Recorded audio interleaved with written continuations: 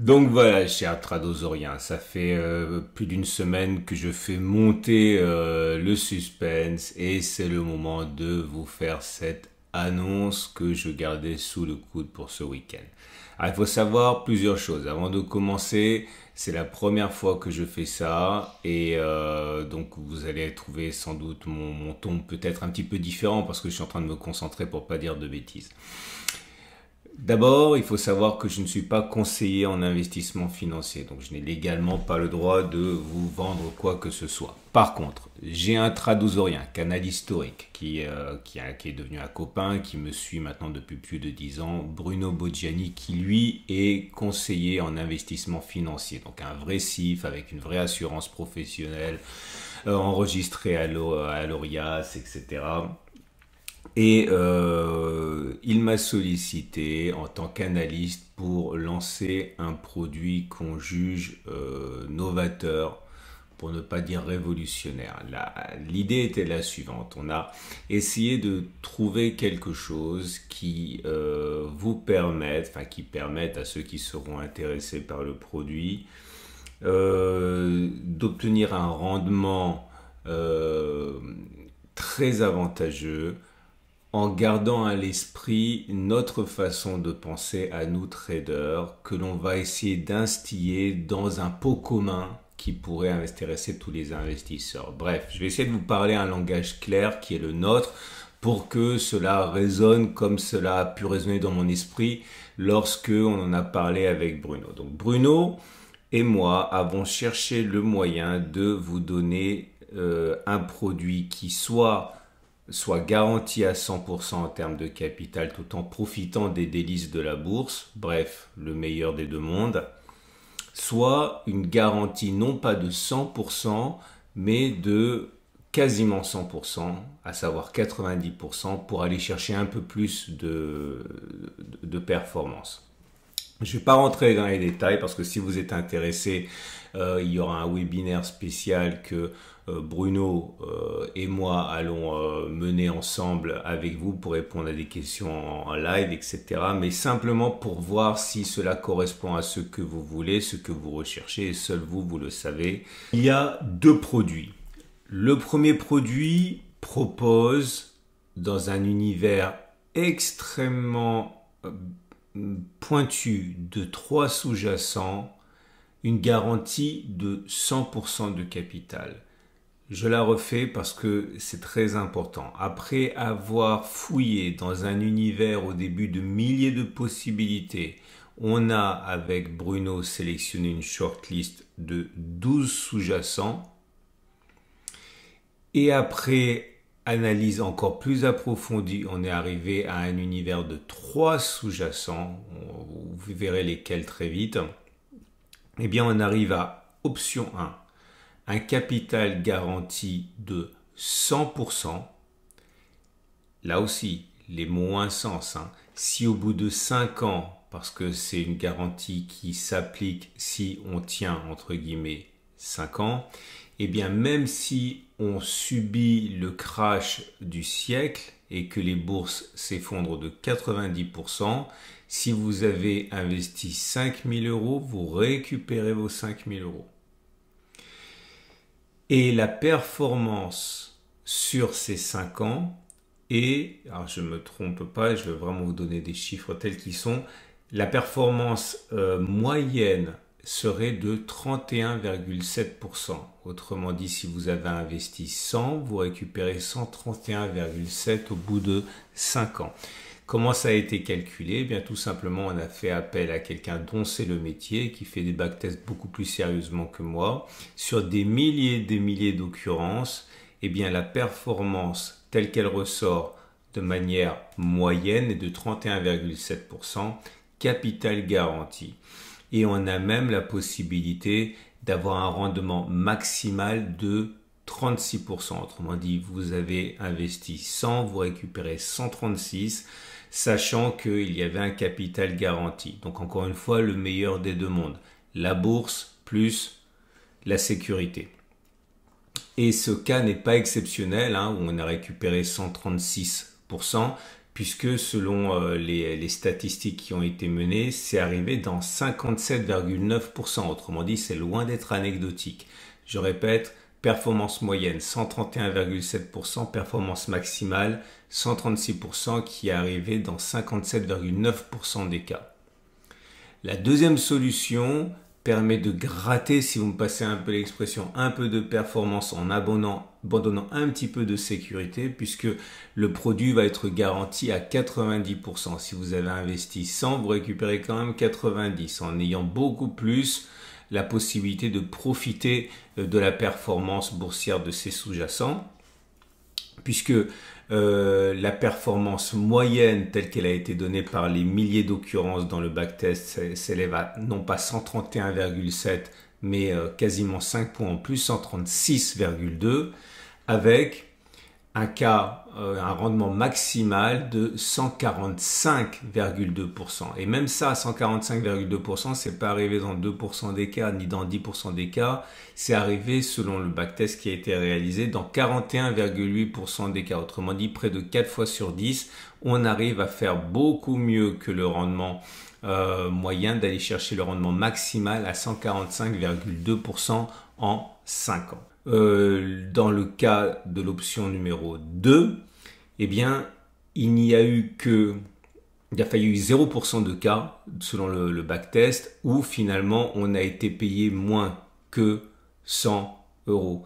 Pour caricaturer, c'est comme si finalement, dans les faits, le capital avait été garanti sur le nombre d'occurrences. C'est pas vrai légalement, mais statistiquement, le remboursement inférieur à 0% est apparu dans 0 cas dans le backtest portant sur des milliers de simulations. Ok, bon, voilà.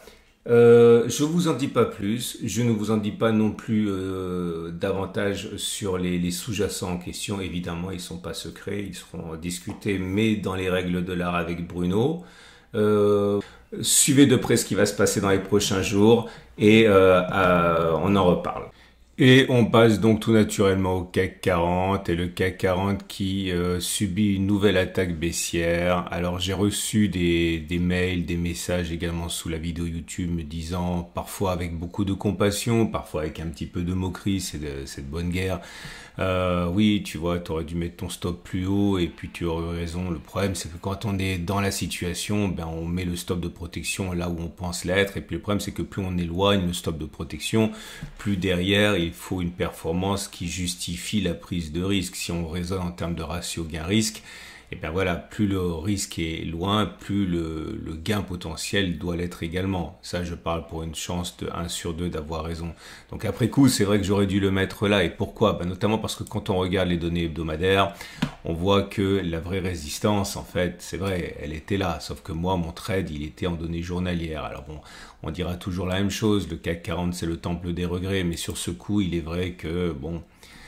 je ne vois pas pourquoi je l'aurais mis au-dessus de la zone orange de résistance, sachant que, encore une fois, j'avais quand même un peu de sécurité, j'avais suffisamment de marge de manœuvre pour tenter ce trade. Mais encore une fois, sachez-le, je n'ai absolument aucun regret.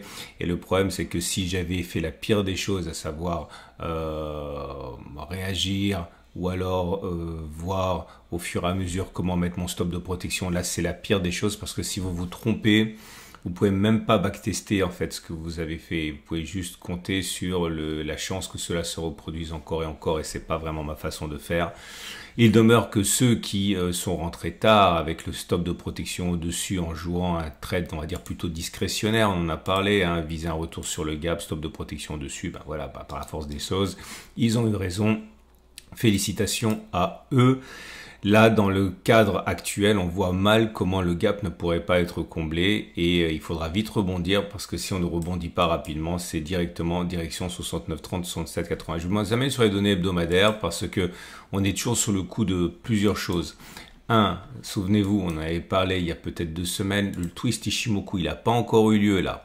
Mais si jamais il se produit, et il est plausible qu'il se produise, je vous rappelle que l'objectif, on a beaucoup parlé, c'est de prendre la distance avant le twist, reporter par-delà le twist, ça nous amène donc tout en bas de la zone de support. C'est pas dramatique, les zones de support sont préservées plus souvent que l'inverse, mais on comprend que il y a des chances pour que l'on aille visiter les précédents plus bas.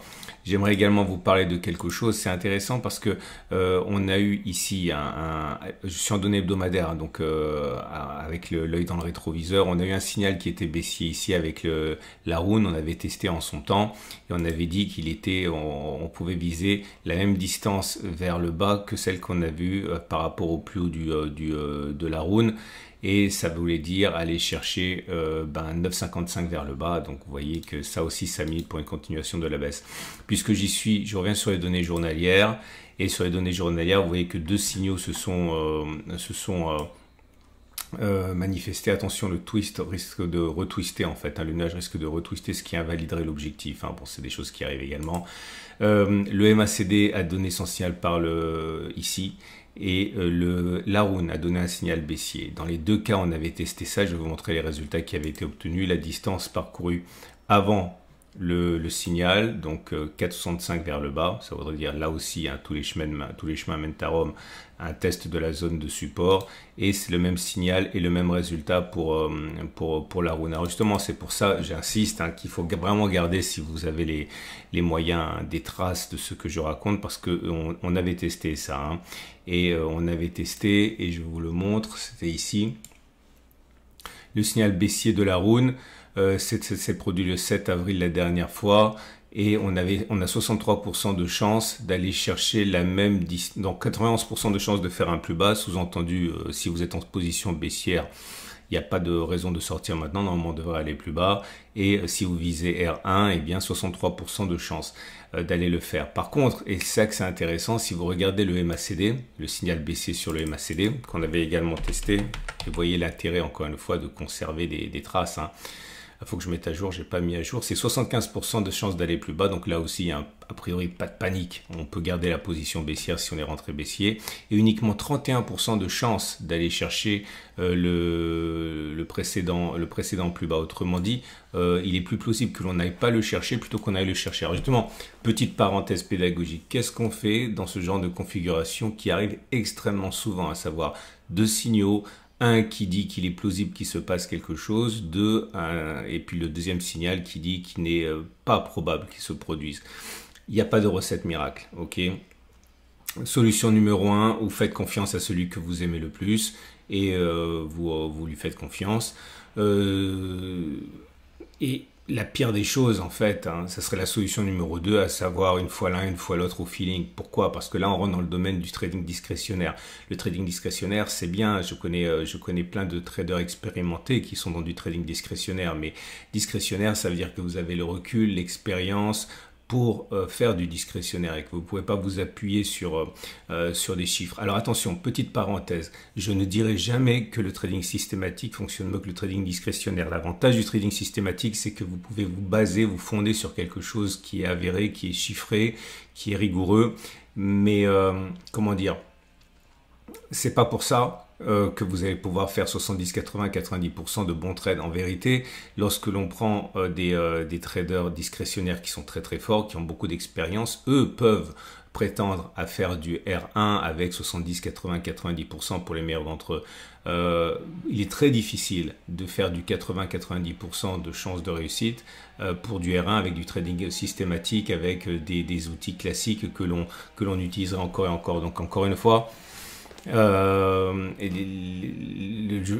veux le préciser encore, je ne pense pas que le trading discrétionnaire soit à la portée de tout. Je pense qu'il vaut mieux faire du trading systématique quand on débute.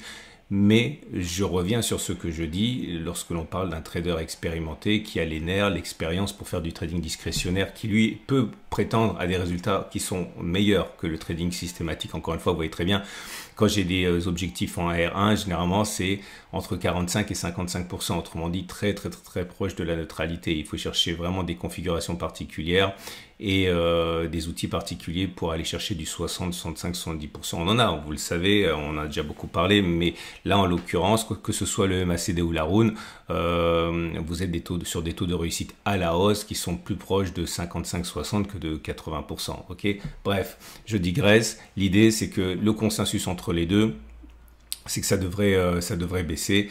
Maintenant, choisissez votre arme, choisissez votre votre outil préféré, ou alors travaillez sur l'unité de temps hebdomadaire, puisque c'est pas la queue qui remue le chien, et mettez-vous dans le sens de la tendance hebdomadaire, puisque, encore une fois, normalement, ça a plus de chances de s'imposer que le contraire.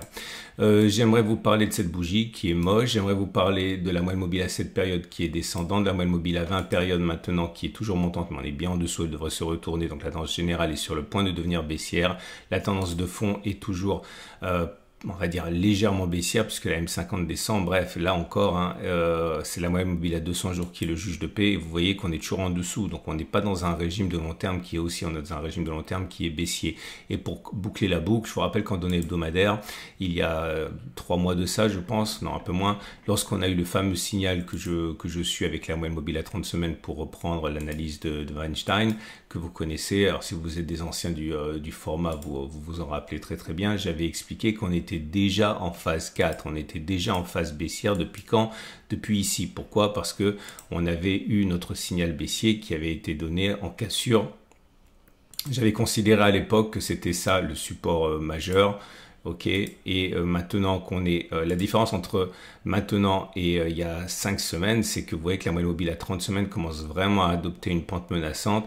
On a cassé un support majeur, on a une moyenne mobile qui est à 30 semaines qui est descendante, donc il est plausible que l'on soit en train de valider la phase 4 baissière. Phase 4 baissière, on va pas s'arrêter sur un niveau actuel, on va à tout le moins tester la zone de support. Ok, voilà. Donc pour faire simple et pour ne pas prendre trop longtemps sur votre week-end, retenez ça, on devrait normalement aller plus bas. Je ne regrette pas d'avoir mis le stop de protection là où je l'ai mis, tout en étant très admiratif de ceux qui l'ont mis ailleurs.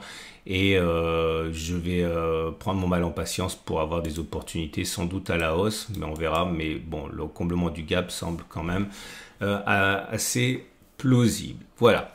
Je vais vous laisser là. Vous avez plein de vidéos qui vous attendent. L'annonce que j'ai faite en début de vidéo est peut-être plus que jamais intéressante pour vous. Je ne peux pas répondre à des questions particulières que vous me poseriez par voie de message, par mail privé, tout simplement parce que je ne suis pas habilité à le faire. Je ne suis pas conseiller en investissement financier. J'ai été embauché en tant qu'analyste, c'est tout. Je ne peux pas en dire davantage. Par contre, Bruno, dont j'ai parlé beaucoup, lui est complètement habilité à vous dire si ça correspond à vos besoins et si ça correspond à votre situation particulière. Il y aura un webinaire, je l'ai déjà dit. Suivez de près les annonces qui vont être faites à ce niveau, mais peut-être encore une fois que là, la probabilité de baisse est importante et rentrer sur un produit performant qui est vraiment original. Je vous donnerai les détails de ce produit lors du webinaire. Avec un capital garanti à 100%, ça pourrait correspondre à vos besoins. À demain pour la mise à jour et à tout de suite pour les autres vidéos.